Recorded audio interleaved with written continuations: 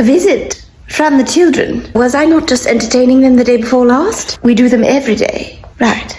Wonderful. Do stay close by. How do you do? Wonderful to see you again. Last week we discussed the prospect of you learning rummy. Here is your deck of cards. Sort of smoosh them together. Sort of. Then your cards. No, you can't. It's not go fish. You must keep them abreast so as not to give away your hand. The opposite of what you are doing. Yes, you did win. No, hold them. Hold on to them. They're not flitting about anywhere. Where have all your cards gone? So, have you concluded the lesson? Your evening governess has called in ill. It is just me and you. Try to behave yourself for your evening wear. Little pockets for your feet. Why are you crawling away? It would be rather difficult to put it on with the foot going over your head. You're brave and bright and...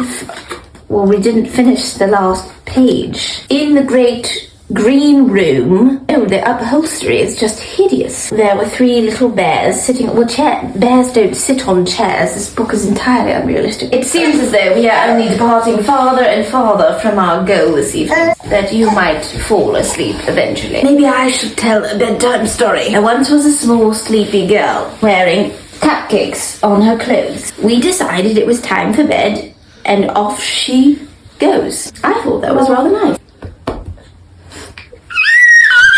I think that we are much better off being friends during the day. Oh, do send help. How do you do? Has the little one learned to ski yet? May I try?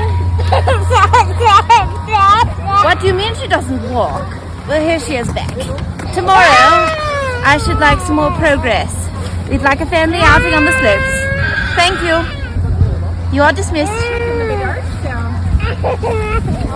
It is high time we begin your formal education. Your governess shall start you off with literature, economics, diplomacy, foreign language, and I shall begin with salutations. The greeting is, how do you do? Your turn. How do you do?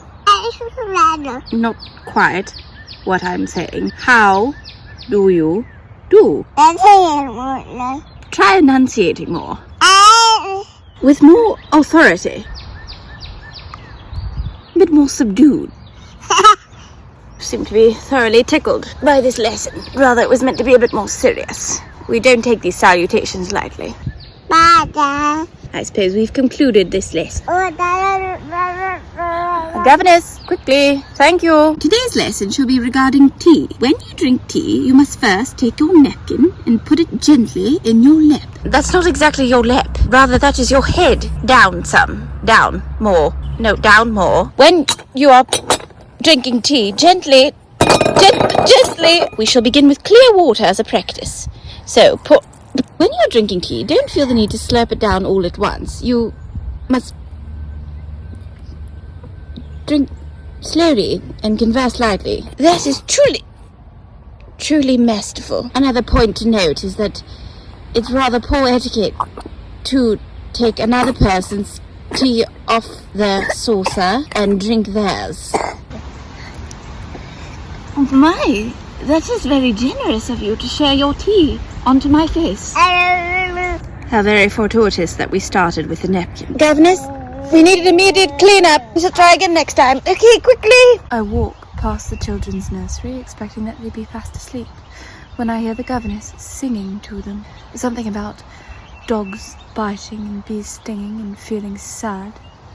As if I want her, discussing emotion with them. Abhorrent, appalling. I understand your distress. Just the day before last, my governess ushers in the children for visiting hour and immediately permits the littlest one to lunge for my blouse with her sticky fingers. She whisked them away, but I was forced back to my dressing room to begin again entirely, and I was distracted for the rest of the day. If only we could employ ourselves as governess. We could fire them, not hire a replacement, and look after the children ourselves. Absurd. Outrageous. Look here, young one. It is of the utmost importance for your relationships to maintain proper correspondence. So I shall teach you to address a letter. The writing utensil you select is your first decision, and I would recommend something very sophisticated, such as, well, not that. Begin by writing, "Dear whomever." Did you write that? Looks a bit like a yellow scribble. You do want to make sure that your recipient can read your letter. That seems to say, "I'm having a bit of an off day. Perhaps we better practice by writing letters to each other first." Is that mine? Why don't you keep that one? How is yours coming along? Oh, gorgeous. Madam, your letter is unfinished. How will your recipient know of your affection? Governess, she has not progressed as far as I thought she would with her. I should like her composing complete sentences by the end of the week.